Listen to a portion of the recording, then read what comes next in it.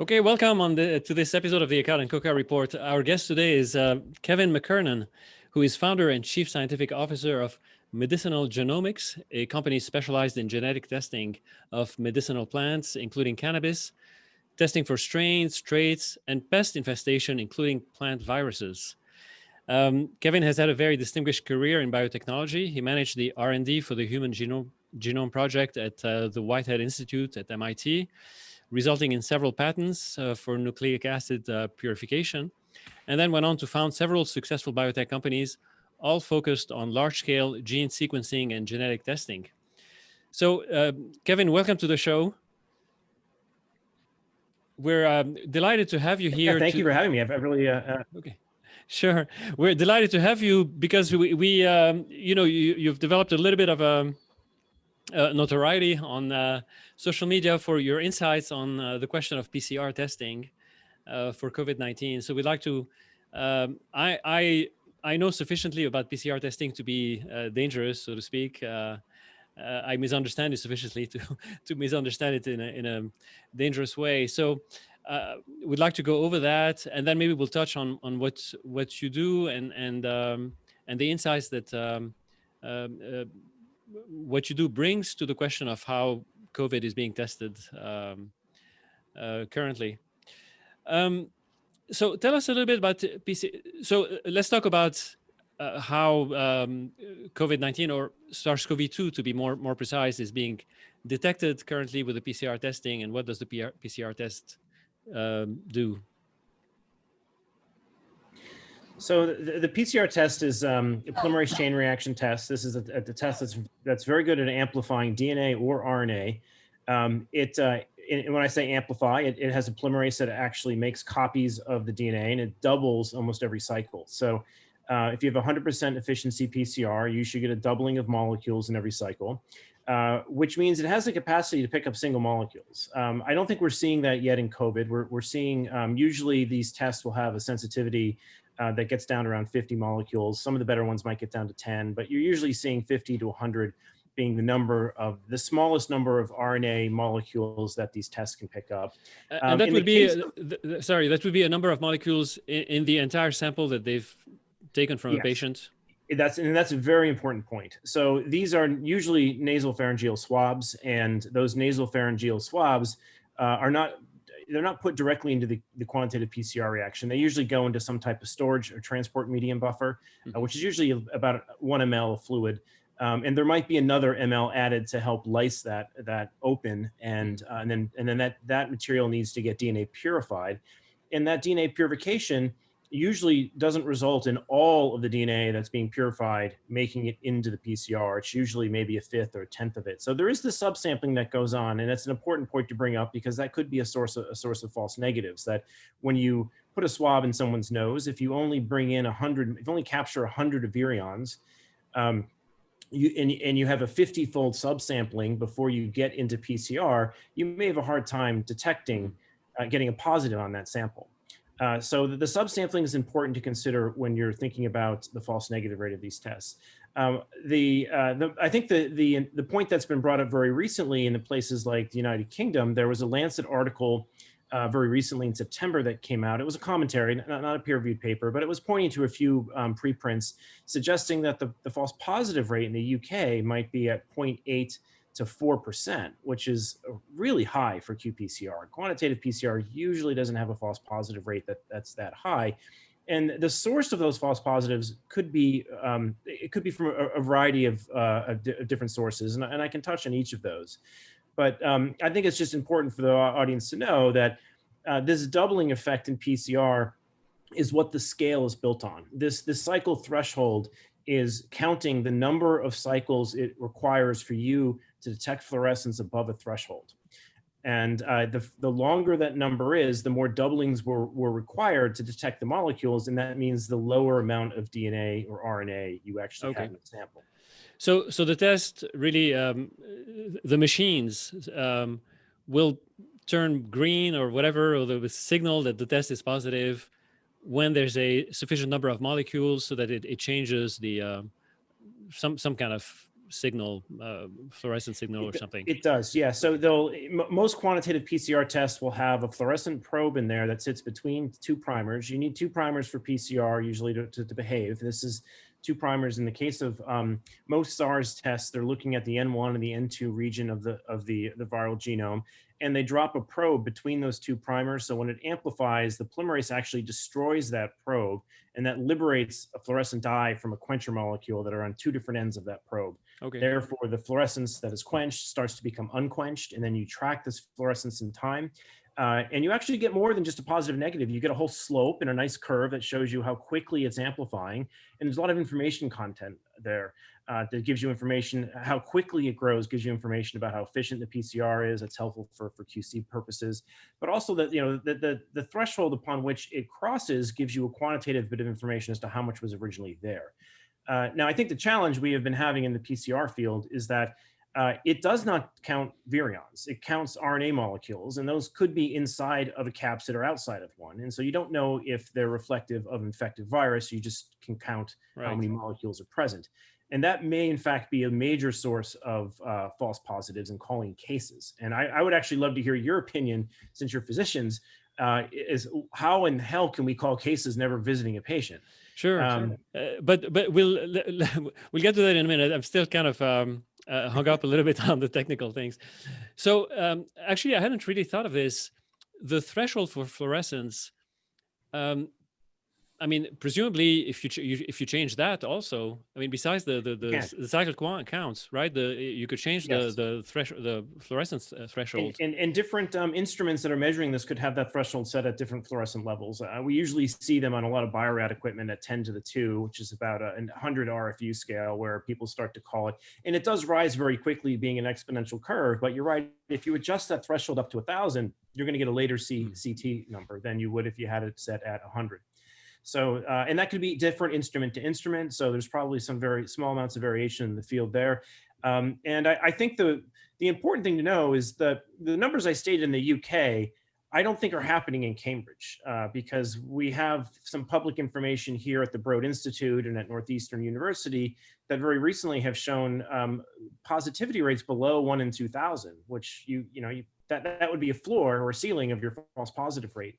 That if you're getting 1 in 2,000 positive patients, your false positive rate can't be higher than that. So it's very jurisdiction dependent. And being the reason I put that tweet thread together was that I feel I get a lot of questions from people as to what the false positive rate is, and I can't answer it because it really depends on where you are. And I think that's really unfortunate for people trying to understand what this data means. Can you talk about the difference, because there are different manufacturers of these assays? And what does that mean, that the probes are different? Does it mean that the machines, I imagine, are different? I mean, what are all the ingredients that can be different that can contribute to the different performances? Yeah, so that's a very good question. I think I'm going to go on a limb here, and I think the IDT primers that the CDC published and has the IDT manufacturing. I saw on their website recently like 35 million tests have been manufactured with those. So that's probably the dominant one in the United States, but I could be wrong. That might be a better question for a few other folks at the Broad as to what they're actually using.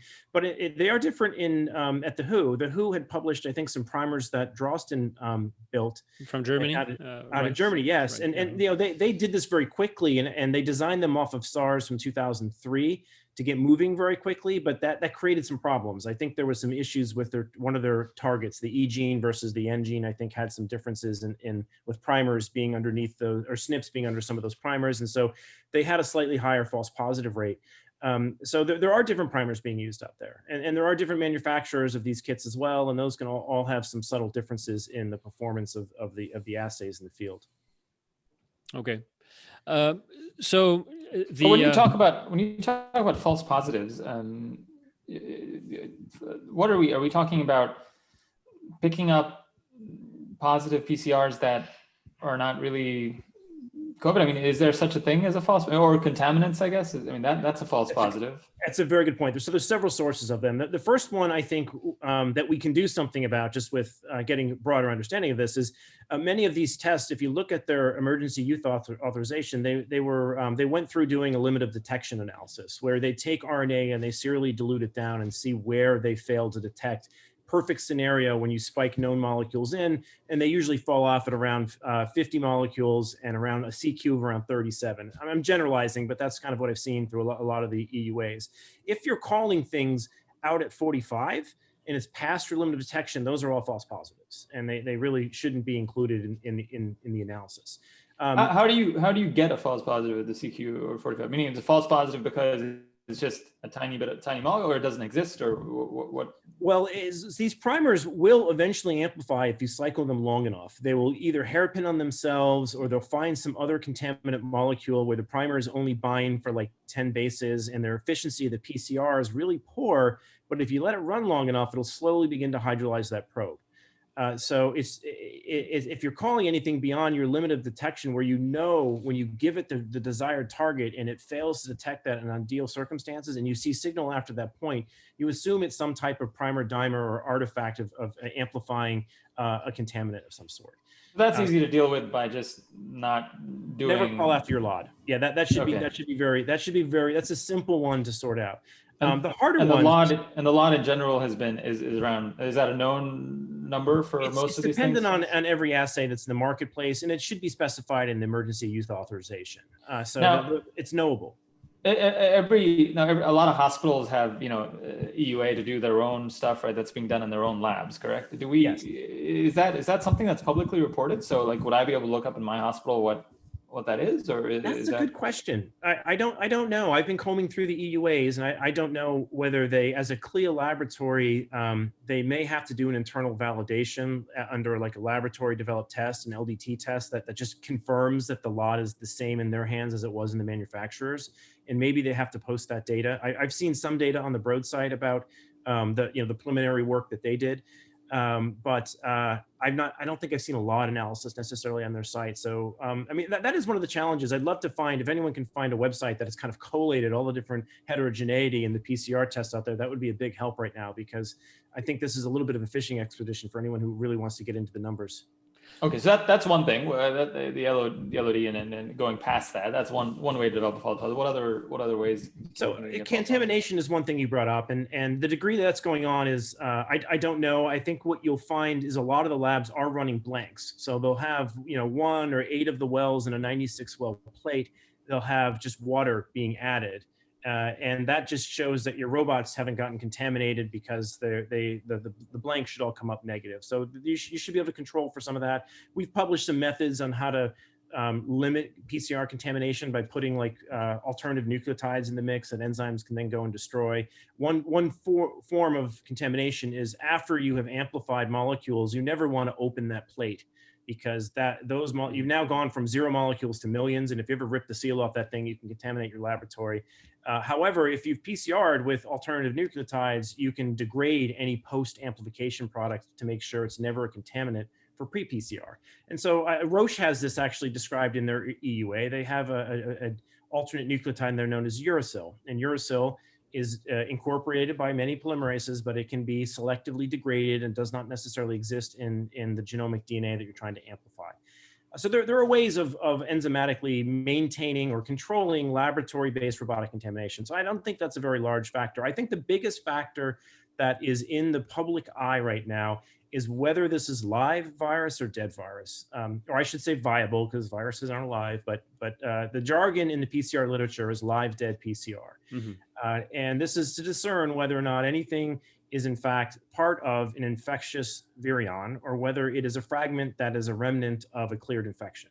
And that is a bit harder to deal with today. What people have done to try and calibrate this is, I think your last podcast was speaking about Didier Riolt's lab, and their lab did some of the earliest work on this, where they tried to correlate the infectivity of these things by taking the virus samples from patients and putting them on vero cells, and counting the number of plaques that get formed on vero cells, and then correlating where those same samples ended up on the PCR scale. What cycle threshold did they show up at? And their studies are showing around 33 to 35 CQs or CTs are correlating with where the virus fails to be infective. The papers from Jaffer, J-A-A. I have a copy. I'll put it in the show notes. Yeah, it's a very good paper, and demonstrates where the viability curve falls off. Now, I personally think that's a very conservative number, mainly because they used Vero cells. These are monkey cells. And there's another paper from the CDC that demonstrated culturing these, trying to culture the virus. And it doesn't culture nearly as well in human cells, which may be a sign that the Vero cells are hyper-infective and don't tolerate this very well and may give you a grimmer outlook in terms of infectivity. But that's the cell line I think most people are operating on when they're trying to calibrate these things, or Vero cells.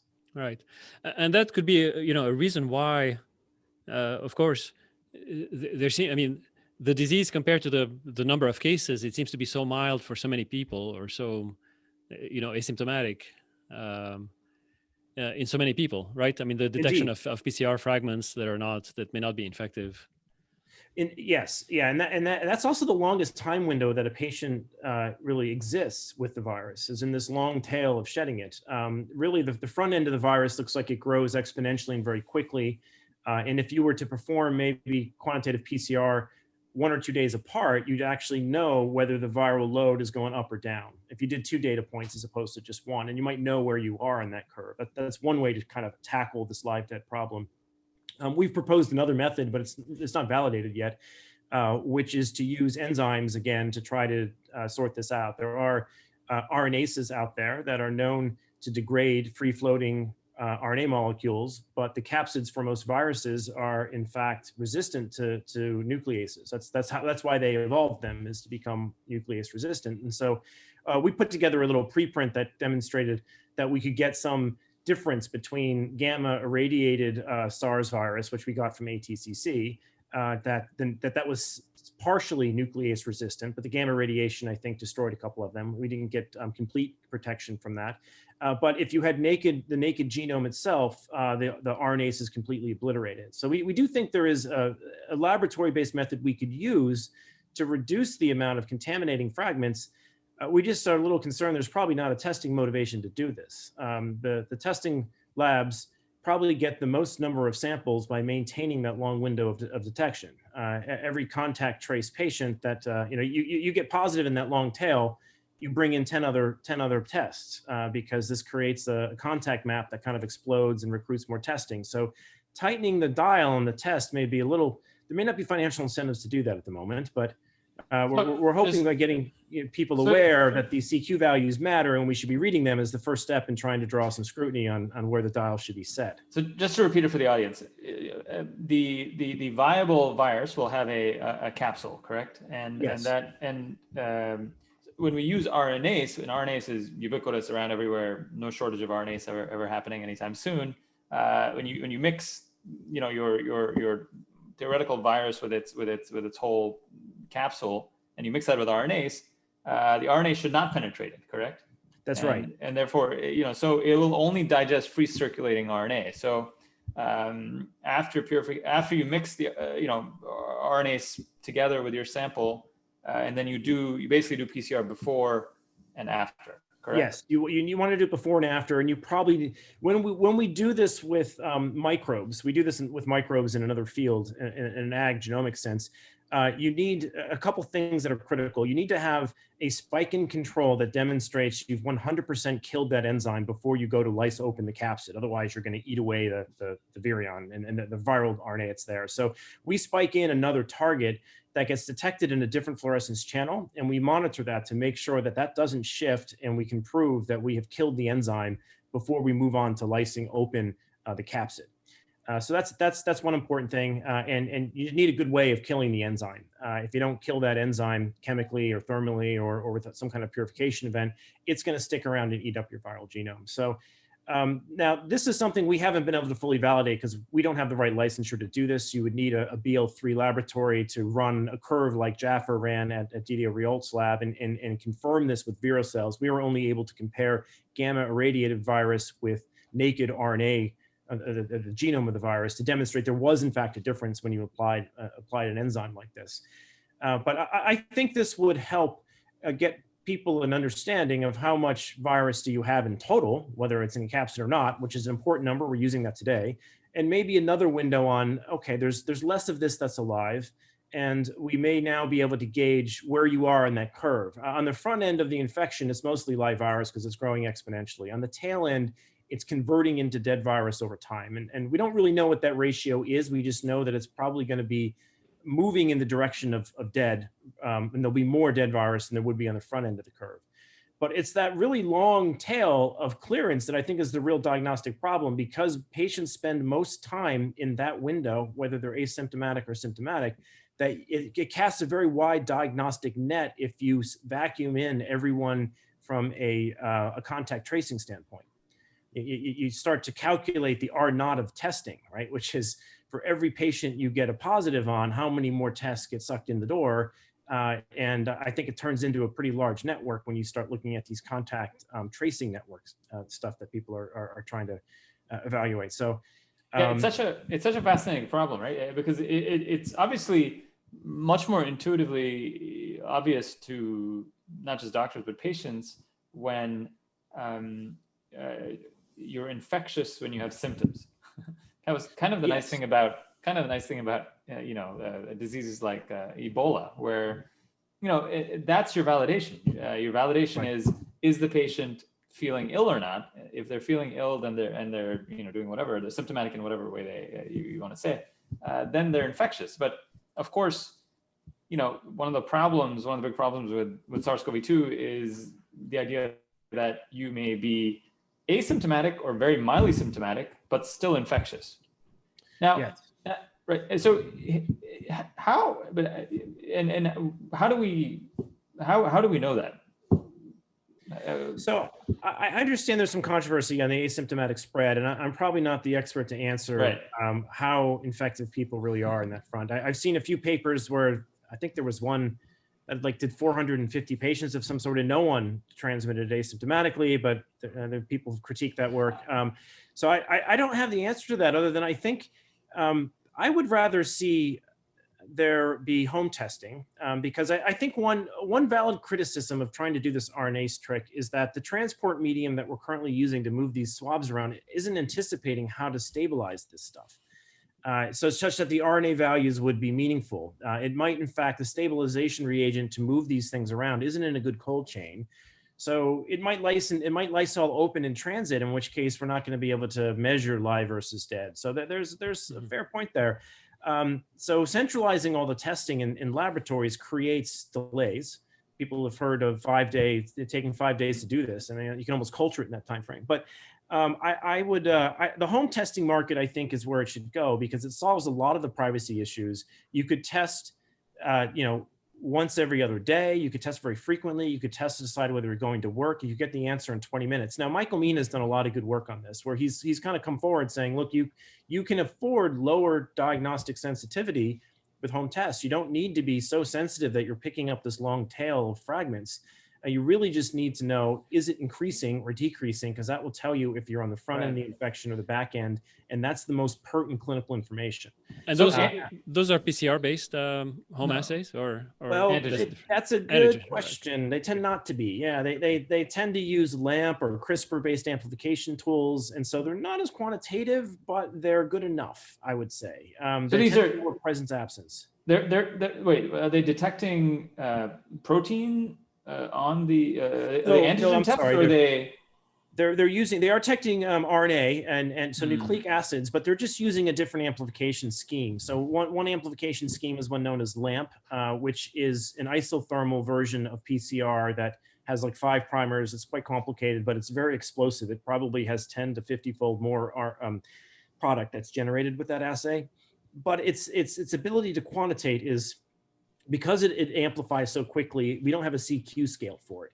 And so it tends to be more of a plus-minus assay. And then I think Feng Zhang at the Broad Institute came up with a really clever CRISPR-based readout for this as well. And I think he's trying to get that to work on like lateral flow chips, where there is some type of a lateral flow chemistry that detects the product, but it's still a PCR-like amplification event. So I'm really skeptical, partly because of the, when you're doing this, when you're testing in a mass way in a very low prevalence population, the false positive rate goes up, which hit it. Yeah, that's an important point. Which kind of creates havoc. Yeah, the population frequency is something that I think is, I'm glad you brought that up, because that's really what's behind your PPV. Your positive predictive value is very dependent on your population frequency. So if you have a false positive rate like that was mentioned in the Lancet of like 1%, and the frequency of the disease is at the same level, you're going to have 50-50 true positives and false positives, and you're not going to know which ones they are. And that can create a lot of havoc on people's lives, because you could be quarantining all the wrong people. So that is an issue. I've been nervous on the centralization of all the data, only because the more we tend to centralize all this testing, the less transparency there seems to be. No one seems to be able to answer what CQs people are calling right now. I personally would love to see the CQ values, because I think we are seeing a slight uptick in positivity of a lot of the tests for kids going back to school. And if it's the kids that are getting infected, I wouldn't be surprised if their viral loads are in fact lower. And so that would give us another dimensionality on the pandemic, which is, okay, we can tolerate the positivity going up right now because we can see the viral load is moving the CQs out to 37. It's, you know, we're getting closer and closer to the lot. We don't need to panic on this, because the age demographic that's getting hit with this has a lower viral load. We can't see that right now. So to be clear, is that available right now in each hospital or every testing place that has a machine? Does the machine give the readout, or it does. is that okay. It does, and I don't know why it's not public. That's something I've been trying to dig into. I have heard, I need to confirm this. I'd heard a podcast that Michael Mina was on where he mentioned they weren't allowed to give that out. I just don't know the reason why, whether it was some kind of HIPAA rule, or whether it was just the nature of how they're set up to export the data. But the CQ data we cannot find. That's what I'm really, the hobby horse that I'm on here is really trying to get the CQs public, because one, I think it's a very helpful tool for the epidemiologist, and two, I think it's also helpful for people that are in challenging circumstances. I know of people that have family members with cancer, and they don't know whether they should see them, and they get a positive test and they kind of wait until they get another negative one, and then they have to ask themselves, well, what's the false negative rate? What if I still have it? Should I still go see them? And you can't get any of these answers out of the testing clinics. I shouldn't say the centralized labs, they probably know them, but at least the clinic I went to most recently, no one at the facility knew the false positive rate, the false negative rate. They didn't know the percent positivity. I mean, it was just really disappointing to go in there and know that your whole life could get flipped upside down with quarantines and everything else, and no one there can answer you what the numbers were behind it all. So I think a lot of people are experiencing that and are frustrated that some of these lockdowns may in fact have massive economic consequences, but there's no transparency on what the numbers mean. It's remarkable. And where, first of all, I mean, you sort of hinted that possibly, the manufacturers at least don't have a great interest in, making their tests more, they sort of right. How many manufacturers or how many assays are we talking about currently in the US? I mean, are there like 2 or 3 big players, or is there a... Well, I've seen there's a very long line waiting, trying to get through the EUA process. It's probably over 50 different companies right now that are down there. But I know Roche has a big presence. IDT has a good record here. So I know there's a Hologic one that looks like it's doing very well. So there's probably at least a dozen.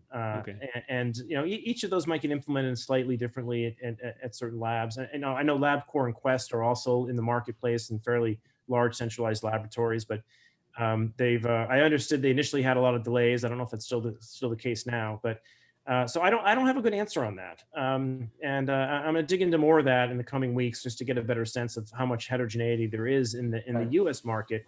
And I think this gets even more complicated when you start getting into foreign markets. I did hear after I put out that Twitter thread, a group down in Melbourne said they hadn't had a positive in like 50,000 tests, that's the best number I've heard yet, that they have probably the lowest false positive rate of anyone I've run into.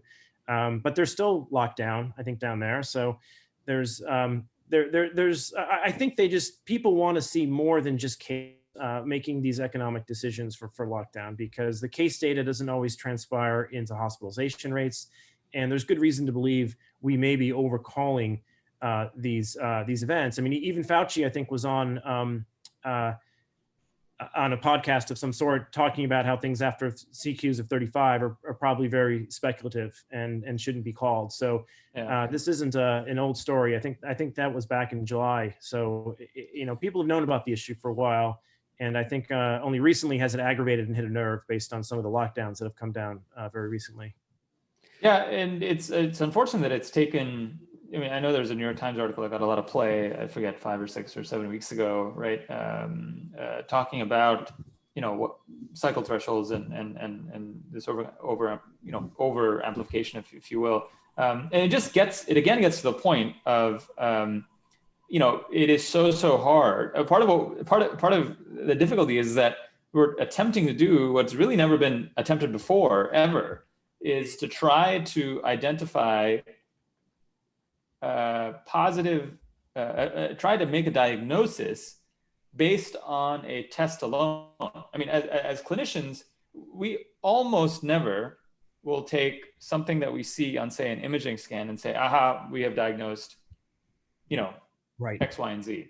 It happens when it's very, very abnormal, when you have a large, massive tumor in the brain that's on, but we don't typically make diagnoses without there being some clinical correlates, features, right? Yeah, attached to that. So I'm upset too that a single qPCR event is being called a case now, and I think that's somewhat new to 2020.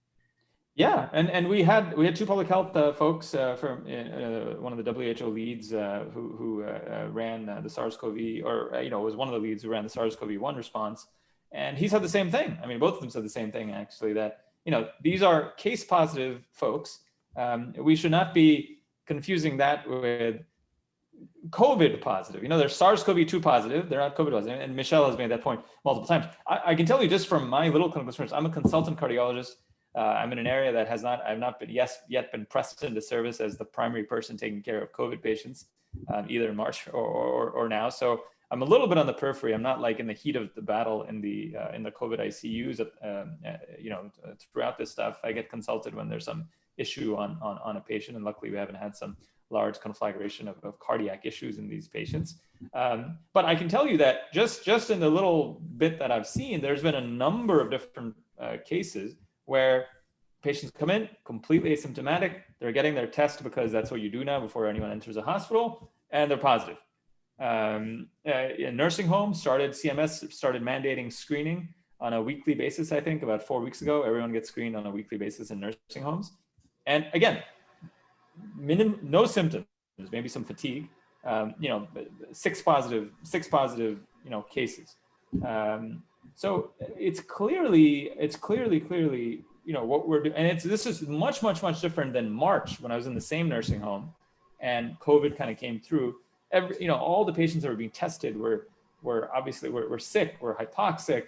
20%, 30%, 30, 40, 50% of them went to the hospital. 20% of them, tragically died. I mean, so they were all test positive then, but they were test positive, symptom, clinically positive as well. And now we have this rash of cases that I'm seeing that are test positive without symptoms, and I don't know exactly what to make of it. And this is partly why this conversation is so important, because I have no clue. I have no clue what the state lab is doing in terms of what their cycle threshold is or whatnot. So, and it's as a PCR aficionado, what drives me mad is that the scale that this is on is the most information-rich scale we have. I mean, it's a log 2 scale that's linear over 6 orders of magnitude. So you can pick up 50 molecules and 50 million molecules in the same test, yet you're only getting a plus minus out of that. And I think it'd be probably a lot more informative for hospitals to know, okay, we got a bunch of patients that came in that are asymptomatic and they're at 35.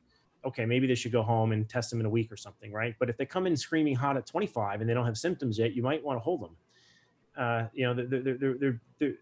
not suggesting that's prescriptively what people should do. I'm just saying we'll find those patterns if we can share that data. I wonder if is it just a sort of a bureaucratic thing that, under whose responsibility would it be for a PCR test now, a hospital or a testing site to just give out these numbers? I mean, I'm sure there's going to be a regulate, right? I mean, there's going to be they're going to have to run it by some bureaucracy. I don't know. You have some experience with CLIA or is it the FDA? Is it CLIA? Well, is it the public health department? And I did see that the AMA and CLIA put out guidance, in fact, penalties if you don't report data in a timely manner on COVID. So there's a $1,000 fine, I think like a $500 fine for subsequent violations. So there is motivation for people to submit data. But I don't know that it's all getting submitted. I don't know if they're submitting the CQs or just the plus minus on the patients. I believe that they're de-identified numbers. The other thing that may be polluting some of these numbers are there's a lot of repeat testing going on at universities, which might be driving the percent positivity down, because if you keep retesting like 3 times a week the same student body, it's going to lower your average percent positivity. And I don't know how they're adjusting for that, but that certainly went into place in the fall. And that may be giving us a different, a different report per state. So in general, I think transparency is always helpful, because you find a lot more minds on that are currently right now stuck at home, can't go to work, and might dig into this data. I've met a lot of them on Twitter. It's quite fascinating to see how people are taking public data and graphing it different ways and finding all types of trends that you wouldn't find if you just let it all sit in one silo at the Department of Health. I'd love to get the data out just so we can surf through it and see if there's anything we can do to help. Right. Well, it's if let's say I have millions of dollars and I want to open a cash-based PCR testing, would I be allowed? I mean, let's say I get the CLIA clearance to do so. Would I be allowed to publish the CT counts, or I think you're raising or give the patients whether they're positive or negative with a CT count?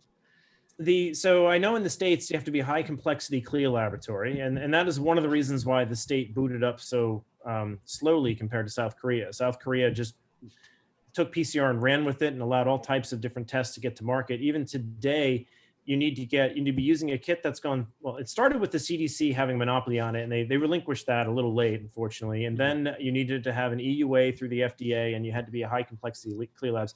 High complexity CLIA labs, you can't start in 6 months. I mean, they take millions of dollars, and you have to get them licensed in every state. New York takes forever. I remember trying to get a New York license for CLIA sequencing, and it took us years to get through New York. So we got them in all the other states before New York, but you have to have an MD on staff that signs off on all the tests. I mean, there's significant hurdles. And just to bring it into perspective, I think you'll see, I think the numbers I saw on the Broad's website are something like $35 to $50 a test, and they're a CLIA regulated facility.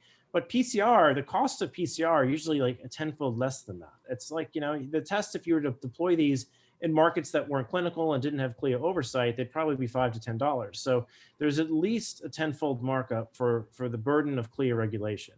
Now, that being said, there needs to be some, I think, guidance here. You don't want to just be taking PCR tests that are used research use only and slapping them on people and creating medical decisions off of them. I get that there needs to be some scrutiny, but there isn't a real good control to know whether it's the right amount. South Korea seemed to be that control. They booted up much faster than we did.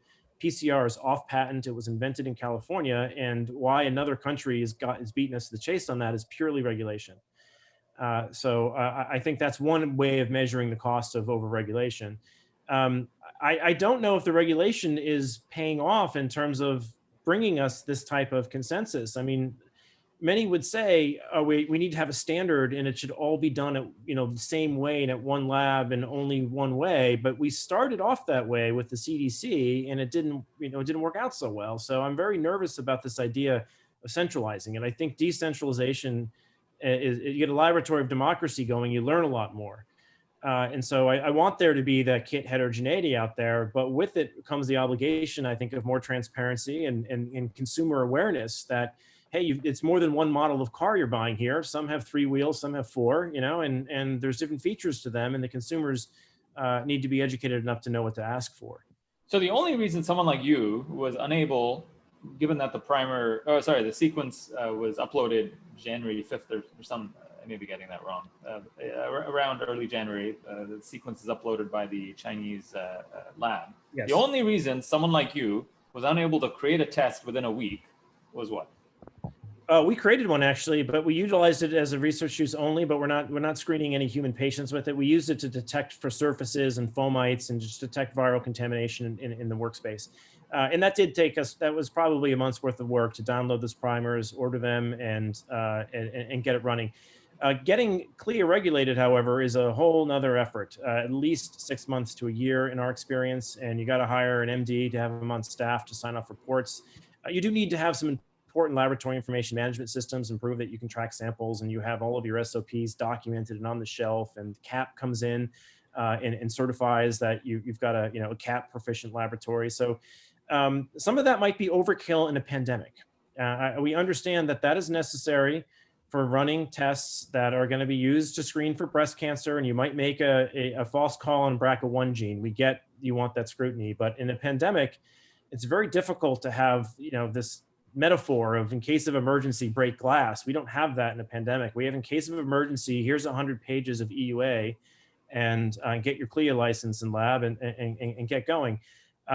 So that limits the number of people that can provide the test. It limits the number of people that can pivot into the field very quickly, because if you're not a high complexity CLIA lab, there's no way your board's going to tell you to go chase this, because they know it could be a 6-month process to a year, and the pandemic might be over by then. So, I mean, we faced that. Our board looked at it saying, well, you've got very large players in the space. They all seem to be down at the White House hanging out with Donald Trump. Thermo and LabCorp were there side by side with the president. What would a small 20-person company do to try and pivot into this space, knowing it could take 6 months to a year of regulatory hurdle to get in? By the time we get in, we could miss the wave. But are you technically legally allowed to create a test and just directly say, hey, I have a test, it's not FDA approved, it's not CLIA approved, but if you want it, here it is? If you take the ones off of IDT's website that are for EUA approval, they have 2 different types, the same primer sequences. Who's IDT? IDT is a DNA synthesis company in Idaho. Integrated DNA Technologies. They're a very large oligosynthesis provider in the country, and they sell these primers.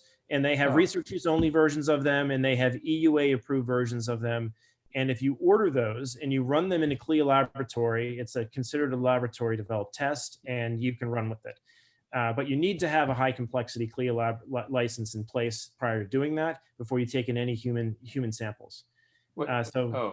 Oh, really? Okay, so you're not legally allowed. It would be like, you would go to jail if you ordered these primers. Yeah, you probably get sent a letter before you go to jail, but the FDA is policing this, and this is one of the reasons why we don't have home testing, and they do have it in other countries, is the FDA is not allowed home testing yet, just like they haven't allowed outpatient use of hydroxychloroquine. God, so it's so frustrating that the FDA is, and people think the FDA is this like, the greatest thing. And no, look, I mean, we get why the FDA, we get why a process like the FDA, may exist for certain things, or how it evolved. But that everyone has to really understand, and this is why it's so important, understand the cost of this type of Byzantine regulatory system that, you can't. I mean, again, in a world without the FDA, you would order these primers from IDT, correct? Yes. And you have it running in a month. In a month. And you could have the number of PCR machines that are out there in a research use only setting. We could have flooded the market with labs. And of course, we would have more noise. I mean, we'd have more tests, more heterogeneity, probably more false positives. But I think in a hyper competitive market like that, labs would start bragging about how accurate they are and try to win customers based on them not creating too many false positives and not creating too many false negatives.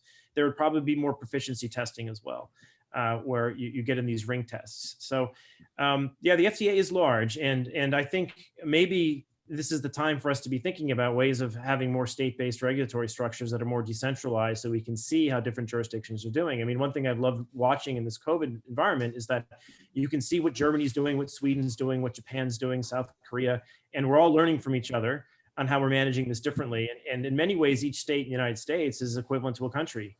And there's no reason that the FDA should be necessarily, micromanaging all of them through one central authority. Now, I do like some leadership changes that have gone on there. I think Frank Giannis is a breath of fresh air. He came out of, I think, Walmart and Disney, and is really pushing for blockchain and hyperledgers and genomic tracking of these things and moving away from culture-dependent testing. I think there's a lot of promise in at least I think his vision, but the architecture of it might just be too big, that it's just managing way too much content, and it's a chokehold on innovation. It's difficult to get things through there. Correct, and I mean, in addition to that, the public health response, in terms of lockdowns and policy and whatnot, which varies again from state to state, is based entirely. It's not based on clinical judgment of doctors. It's based on these These the tests. testing, right? These tests, these high throughput tests that of unknown significance, right? Unknown clinical significance. I'm somewhat shocked. We just had a curfew announced here in Massachusetts, and our positivity is like 0.97. It's probably 20-fold lower than it was at the peak, and we have 100-fold higher testing volumes right now going on in the state, and we still can't find this thing. I mean, it's there, but at a very, very low rate. And if you look at the hospitalization rates, the ratio from positivity to hospitalization is going down as well. The people that are getting it are younger. And we know from a lot of the work out there that there's like 1,000-fold spread on risk based on age. So if the age is going down, we shouldn't get so hung up on the positivity going up. And that's being used to, I mean, I think this curfew we announced closes the state from 10 to 5, 10 p.m. to 5 a.m. in the morning. That's going to wreck the restaurant and bar industry here. I mean, it's already wrecked, but now that's the last nail in the coffin. I think all the bars are going to move out of Boston and shut down. And there isn't a real clear understanding on what the exit path is for this. Like, how long are we going to do this? This is just for the election window? Is this just till Thanksgiving? Is this, the hospitals aren't overwhelmed here. A lot of it is based on forecasting that since we're seeing cases go up, they want to clamp really hard down on this so it doesn't go exponential on them. But we don't have a history of that with other coronaviruses, so I'm somewhat suspect that that's going to happen with this one. The other coronaviruses, if you look at 229E and OC43 and a lot of these other ones, I really wish we were testing for, because it's not clear to me that these aren't creating some noise. I mean, they come and go every 2 to 4 years in waves like this, and we've never had a window on this before. So I do think part of our panic that's going on is that we're looking, and in the past we never did. And the only way that we looked at this in the past was through clinical symptoms. Everything else was ignored. But now we're looking at this virus moving around asymptomatically, and it's scaring the daylights out of people. And if we did the same thing on OC43, we'd probably panic as well. So it's unfortunate that I love the genomic technology we've built, but I feel like it's like the allegory of the cave, you know? We stood up for the first time staring at shadows, and we saw something and ran back into the cave. So this isn't, I don't think the public realizes this. We've never tracked a pandemic like this in the past. And so we're making a lot of wrong calls doing it. Absolutely. Well Kevin, well said, very well. Where can people follow you? So I'm at a company called Medicinal Genomics. We jumped out of the CLIA space because it got so regulated. We got tired of it, and we moved into testing pathogens in the world's most valuable crop, which is cannabis. I've diverted off of the cancer genomics path and gone into looking at cancer therapeutics with agricultural genomics. But we make a lot of PCR tests looking for aspergillus, looking for some viral pathogens that attack these plants. And we also do a lot of genome sequencing for customers in that area to help do molecular breeding. But we use all the same tools. We're just targeting at things that don't have so many ethical constraints on them. And therefore, it's a little bit more of a free market. Right, and a lot more effective and accurate, and yeah, and all that. And you have a Twitter handle you want to? I do. Yeah, it's Kevin_McKernan. I have a thread up there discussing this PCR topic. It's quite active. It's viral itself, so enjoy it. It's been terrific. Really, very illuminating. Thank you very much, Kevin. Yeah, thank you. It was wonderful talking to you guys. Thanks so much. All right, take care.